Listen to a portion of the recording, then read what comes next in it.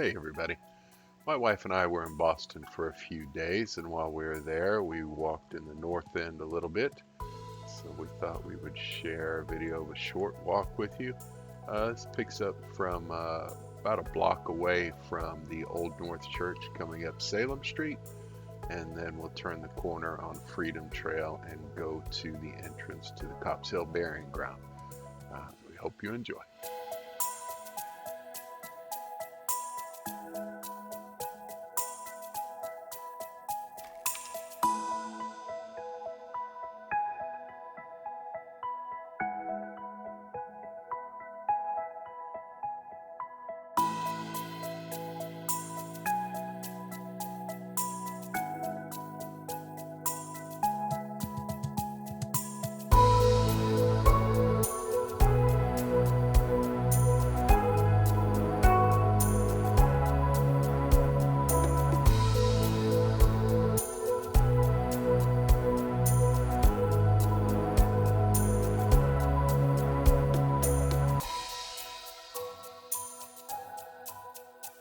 Old North Church, one if by land and two if by sea.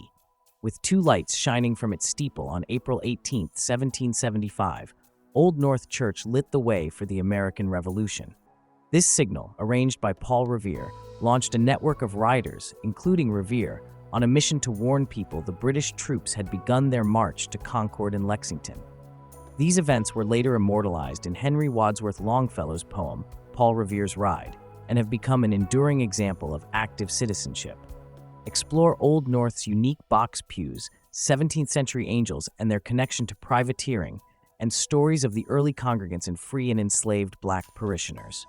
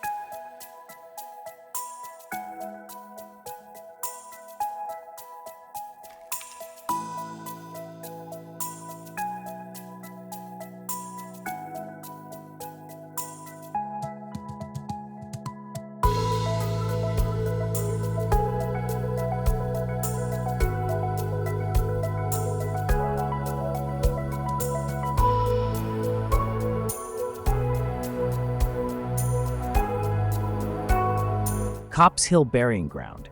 Copp's Hill Burying Ground is the final resting place of merchants, artisans, and craftspeople who lived in the North End.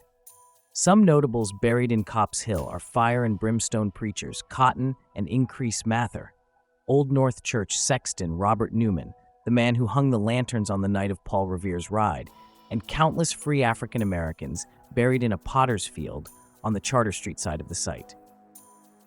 Because of its height and panoramic vistas, the British used this vantage point to train their cannons on Charlestown during the Battle of Bunker Hill.